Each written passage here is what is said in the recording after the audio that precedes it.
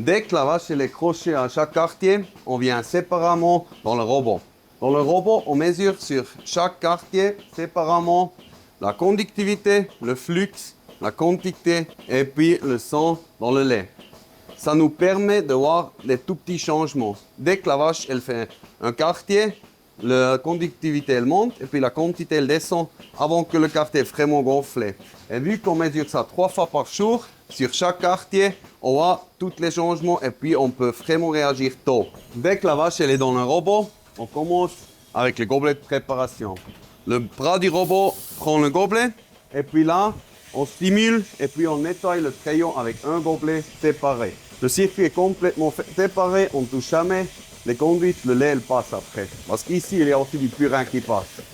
Avec le système, comme nous on lave les crayons qui sont secs, aussi qu'il y a du fumier liquide dedans, on arrive à bien laver les crayons propres.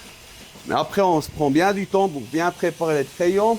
Surtout comme ça, les vaches à la fin de lactation sont bien préparées. Le lait est dans la tétine et puis on n'a pas une surtraite. On se prend du temps pour la préparation, mais pour ça, après, la durée de traite est beaucoup moins courte et puis surtout beaucoup plus fin. Et puis ça nous donne moins de surtraite et puis moins de cellules pour finir. Dès que le dernier gobelet est décroché, on trempe les quartiers. Ici, on trempe chaque quartier séparément. Avec ça, on utilise beaucoup moins de produits qu'avant avec le laser. Et puis surtout, on a la possibilité de faire un pré-dipping. Ça veut dire, si on a un germe spécial ou bien quelque chose d'autre dans le troupeau, on a la possibilité de faire un pré-dipping et puis tuer toutes les germes avant que le gobelet de préparation il croche. Ça, c'est une option que tu peux allumer, éteindre comme tu veux. Maintenant, le dernier quartier est décroché et puis le robot il fait le trompage. Ici, on voit qu'on trompe vraiment précis et puis chaque quartier séparément.